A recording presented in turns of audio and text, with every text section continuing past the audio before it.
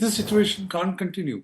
You can't have a nuclear-armed country without a chief of the army staff or without somebody in charge of the nuclear command authority. I would say even a very serious situation for Pakistan, certainly because you have an army and they're not sure whether he's the chief or not. And in case he gets it into his mind to provoke an incident with India, what happens then? You see, the fact is that the civilian leadership is extremely weak to oppose Asim Munir and the military. Nobody has seen him for the last over 3 weeks, almost 4 weeks. So, and there are rumors flying around that he has been poisoned or he's been killed or whatever. So, in a nutshell, the relationship between the army, especially Asim Munir and the PTI, are as bad as they could get. Basically, the Pakistan, actually, the deadline has been expired yesterday on November 29th.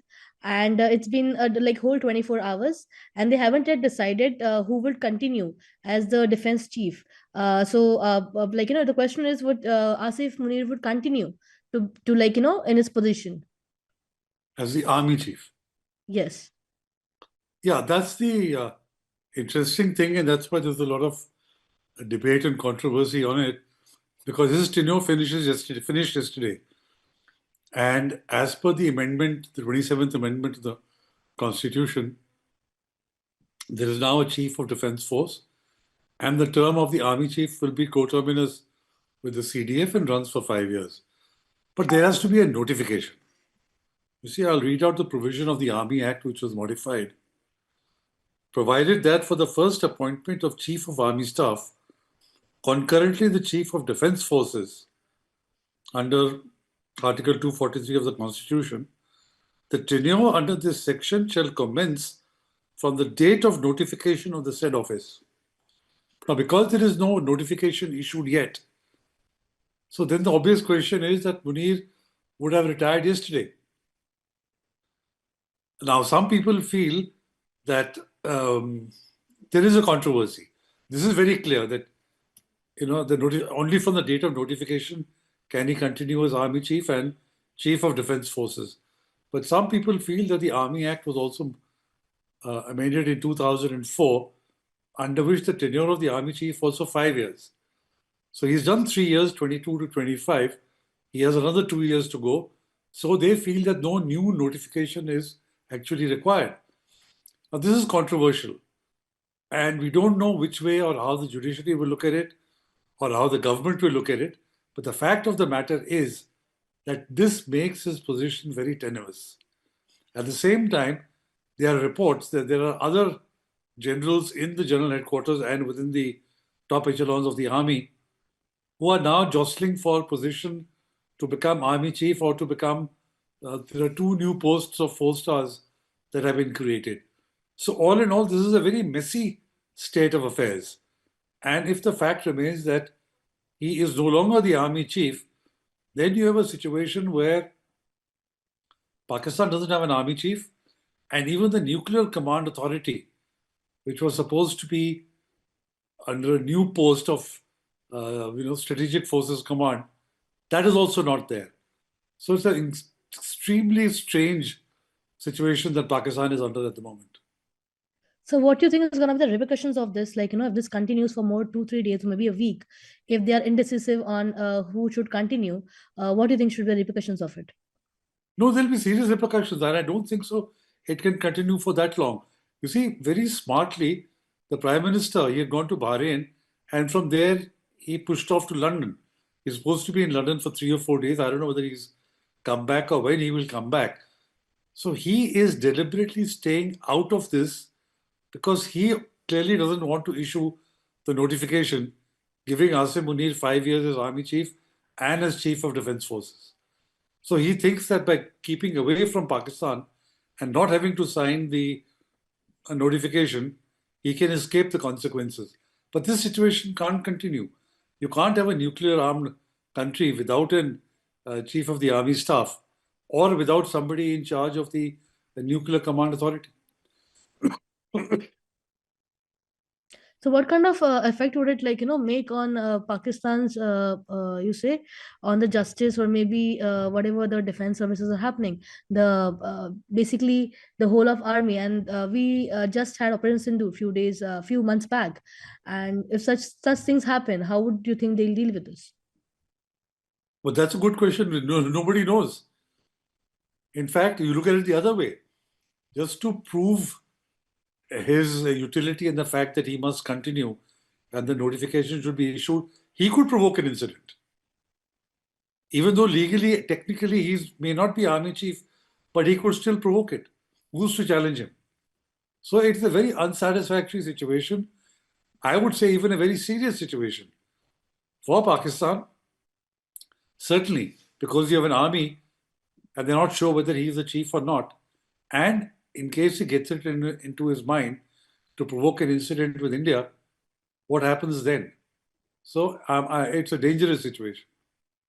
So what do you think it makes, it's delaying them to decide who's gonna be the next army chief? Like, what is there a rift something, or there's some higher authority which is not could not decide over it, or what exactly is it you feel? You see, the fact is that the civilian leadership is extremely weak to oppose Asim Munir and the military. So they are doing these tricks by the back door. If they were strong, they could have told him, sorry, we are not going to give you 5 years, we're not going to make you chief of defense forces. But this was rammed through parliament because of the pressure of the army to create this post of chief of defense forces, which also is the head of the air force and the navy. So it is because of the weakness of the civilian government. That's the reason why they are delaying it through backdoor tactics rather than being upfront. They clearly don't want to appoint or sign the notification for 5 years as CDF, or in 5 years, another 5 years. He's already done 3 years. So by the time he finishes, he would have done 8 years. He could then even seek 5 years after that. People suspect that if he gets 5 years now till 2030, he will carry on till 2035. Therefore, they don't want it to be done now. And that's the reason why they are delaying it. So you think that there's a thought they are putting about Sharif brothers on the CDF post? Sorry? So do you think there's a rethought being put by the Pakistani authorities to think Sharif brothers on the CDF post?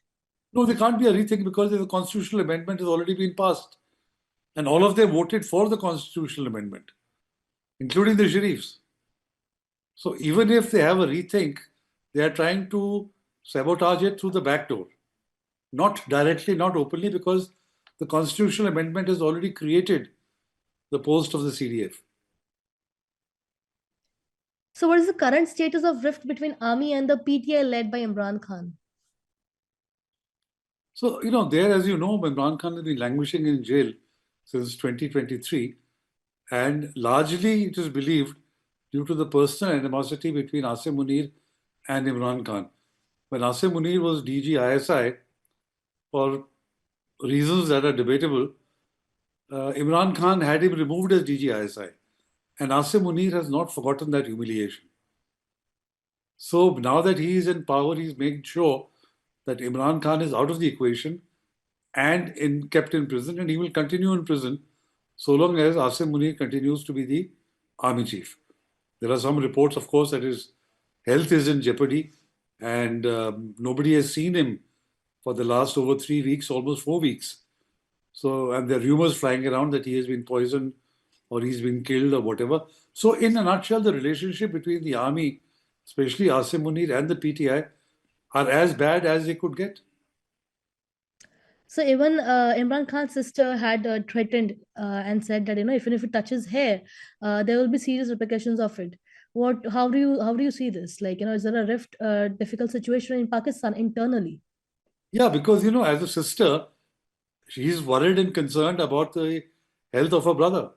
So it is natural for her to, say what she said, that, if you harm my brother, then you face the consequences. So, it also shows that people are concerned about his health, about his well being. Because otherwise, why should not the government show proof of life? Why is the government trying to create another problem? They simply have to show Imran Khan, for people to be convinced and let the law take its course, whatever cases are going on against him. But by hiding him from public view, isolating him, in a country like Pakistan, conspiracy theories, rule the roost. And therefore, these rumors are there. And therefore, I don't blame her for saying what she did, because as a sister, she's definitely concerned. So how do you think, is he controlling his party from jail? And you feel, is there any rift within the army? Sorry, you're asking two different questions. One is What is controlling the PTI, and yes, second, rift within the army. yes, So these are two separate issues. yes. Now, he is controlling the party simply because he's the most popular man in Pakistan. Nobody in the party would dare to go against him or try and break the party or set up a different party, because they will just not have any support. He is much too popular. He's a cult figure. And the public support for him is overwhelming. So that's how he manages to control the party even from jail. As far as rift within the army is concerned, as I mentioned, there seems to be reports of jostling within the senior echelons of the army, that if the post of the army chief and two other 4 stars are going to be vacant, then the people who are in the top 4 or 5 will definitely become contenders. Not that they're going to stage a coup or march against Asim Munir or remove him, but everybody would like to be chief. Everybody would like to get a promotion. So there are differences to that extent, but not to the extent that there's going to be some sort of a military coup against Asim Munir. So do you think, the government is going to collapse completely in Pakistan? Because the kind of situation they are going through, they're not even decisive on who should be their next chief of defense. You think it's going to collapse and make a serious situation in Pakistan for the people of Pakistan? The government has a majority in parliament. There is no threat to the government from parliament, within parliament. There is no reason why the government should fall or collapse, as you mentioned. Yes, they may not have taken a decision on this. That may be a deliberate choice, because as I mentioned, they may not want to give him 5 years another 5 years as army chief or as chief of defense forces. But that doesn't mean that the government is going to collapse, because they were all of them voted for the 27th Amendment. So there was no issue in that. I don't see the government collapsing.